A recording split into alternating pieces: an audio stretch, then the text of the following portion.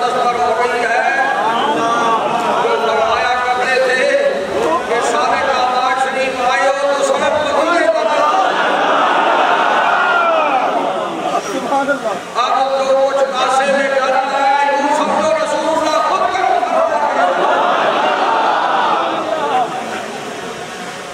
حضرت اقدس نے ہمیں پہنچا کے رکھ دیا، حضور کے قدموں میں پہنچا کے رکھ دیا. یہ فیضان، یہ نسبت رسولی اللہ تعالیٰ آپ کو نصیب فرمائے.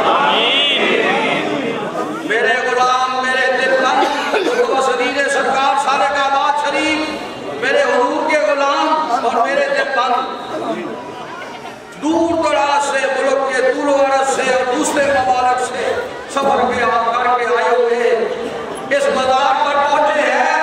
وہ اس مزار والوں کے ساتھ ایک تعلق روحی تھا، ایک دل کا تعلق تھا جس نے یہاں پہنچایا. اے رب العالمین، اپنے حبیب پاک کے صدقے سے ان کی عقیدتوں کی لاج رکھتے ہوئے ان کی باتوں کو بھر دے. اے اللہ، ان کو رسول اللہ کا پکا غلام بنا. اے اللہ، ان کو خالص اپنی بندگی نصیب فرما، اپنے بندوں میں شامل فرما. اللہ، یہ تیرے اولیاء کے پاس وہ خیرات لینے کے لیے آئے ہیں جو حضرت یارغان نے جھک کے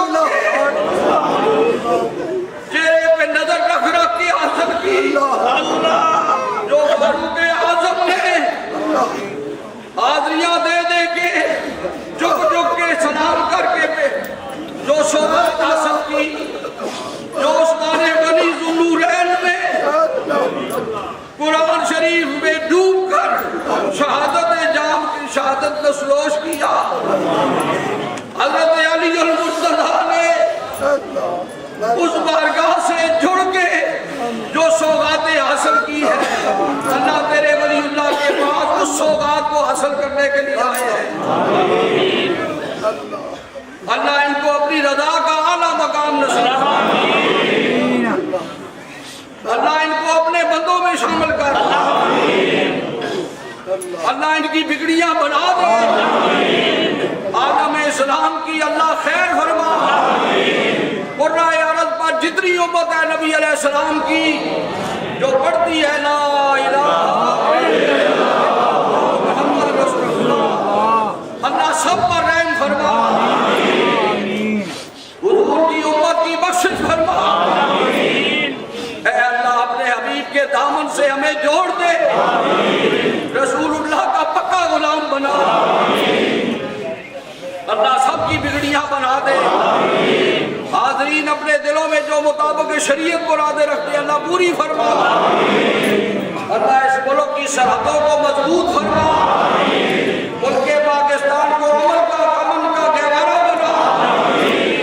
اللہ ہر قسم کی پریشانیاں دور فرما دے.